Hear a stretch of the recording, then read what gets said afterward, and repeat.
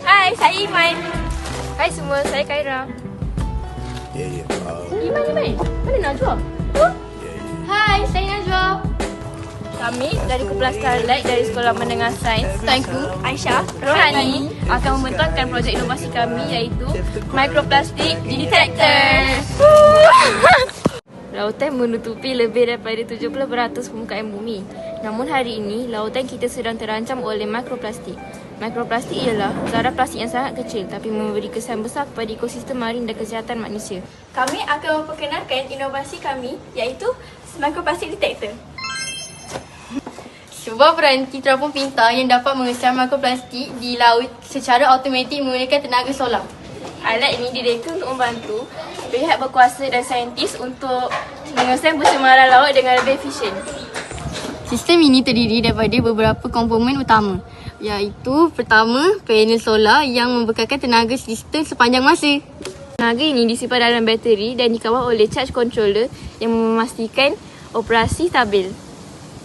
Otak sistem ini ialah mikroplastik seperti Arduino atau ESP32 yang memproses data daripada sensor. Data kemudian dihantar secara wireless menggunakan Bluetooth Atau GSM ke pusat pemantauan. Prinsip operasi alat ini adalah berdasarkan pengerakan cahaya.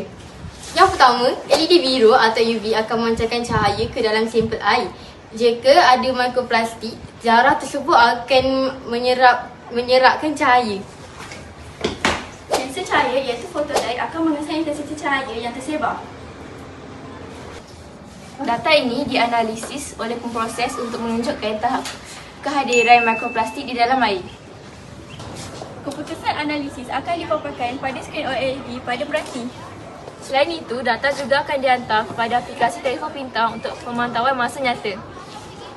Ini membolehkan pengguna melihat tahap mikroorganisma yang rendah, sederhana, tinggi dengan mudah. Kamu semua, apa kelebihan inovasi ini? Oh, kami punya inovasi mempunyai beberapa kelebihan, iaitu yang pertama, ia menggunakan tenaga solar tanpa wayar.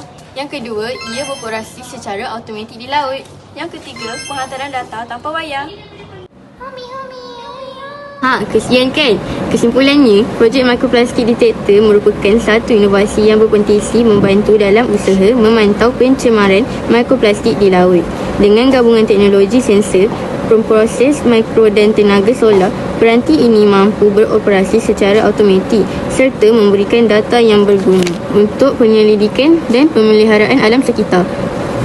Diharapkan inovasi ini dapat menyumbang kepada usaha global dalam melindungi ekosistem laut.